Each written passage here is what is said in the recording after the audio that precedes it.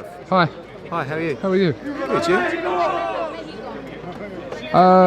What did you make of the ring? Joshua didn't really kind of do his normal... No, we've been sparring today. Had a big sparring session apparently. So, a bit late to be sparring? Yeah, he normally spars on a Monday, so I'm not sure why he sparred on a Tuesday, but apparently he had a good spar today. Just ready. He's not going to, use the energy. Andy Ruiz looked fit, looked strong, done a good workout in there. Looked everything we know. Good feet, good defence, fast hands. That's what we saw. Great event, great turnout. I'm going to have a little pan around. Up here. Over there, yeah. PIF head office. PIF. Public Investment Fund. Absolutely, yeah. Adam, what did you make of how they looked in the ring today? I thought that Anthony looked a lot sleeker, and I thought his thigh muscles. I mean, he was doing a lot of exercise in the ring there. I think the thighs are stronger. I think he's going to be, feet are so important in this fight, and distance as well. I think he looks great, and I think mentally he's absolutely right as well. But then Andy Ruiz looked quick, he looked fast, his defence looked good in there. It's a great fight. It's an absolutely brilliant fight, and it's interesting what AJ said, wasn't it? About I know that we'll meet again after this what did fight. you make of that? He said because when I beat him, it's going to be that good a fight. The 30 people are going to want to see number 3. It's going to be dramatic, I think. I don't think these two could ever fight, and it wouldn't be thrilling. You know what I mean? I mean, you see, the third round was one of the most thrilling heavyweight rounds I've ever seen.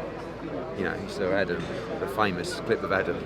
On his feet. It was though, wasn't it? It was like, and Paul from Macklin. It was like, but that's the thrill of something. The difference in this fight is, it's like you go from watching Andy Ruiz in the workout, the first fight, and I'm walking around going to people, he's fast, isn't he? And everyone's going, yeah, but Ed, look at Snake, like this is going to be a mismatch.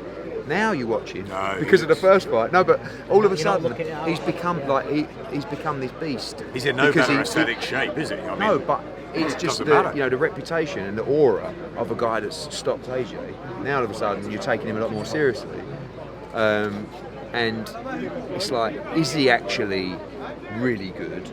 Or is he just good and that was a good performance? Like, he's always been a quality heavyweight, but the truth is that... And also, how good is Anthony?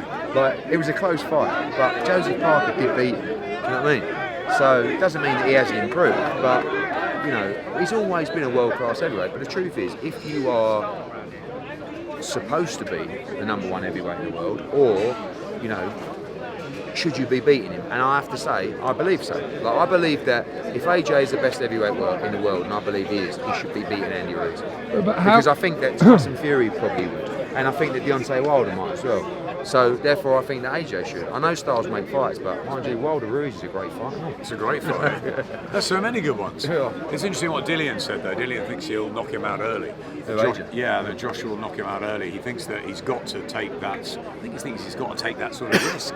Get in the centre of the ring and hurt him. I think he does need to hurt Ruiz. He hurt him last time and he followed in too quickly. If you do that, aren't you kind of playing a little bit of roulette where you're like you're trading off for no reason? Like, you can't get in a trade off for Ruiz. You can't trade off, but if he hurts him early, and gets on his feet and doesn't make the mistake he did in the third round in New York, but then I think that's where his feints. That's intelligence. Do that and then do it again and then do it again. Yeah. Rather than just like. Because that's what happened last time. Let's have it right. I mean, 95% of heavyweights who got put on the floor like Ruiz would have covered up, backed up, and probably got stopped. Right? The ref would have jumped in. Ruiz didn't, and he won't this time. If he gets hurt in this fight, he will probably think now and go for it.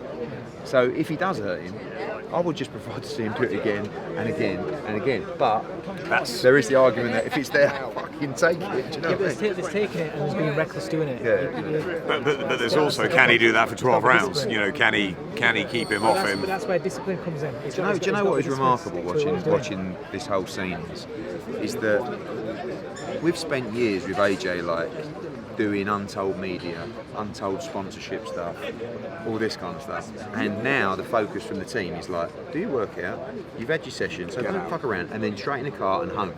Andy has been here since we finished, probably like 20 minutes. I bet he does another hour. Yeah. I don't think for him that really changes anything. Do you know what I mean?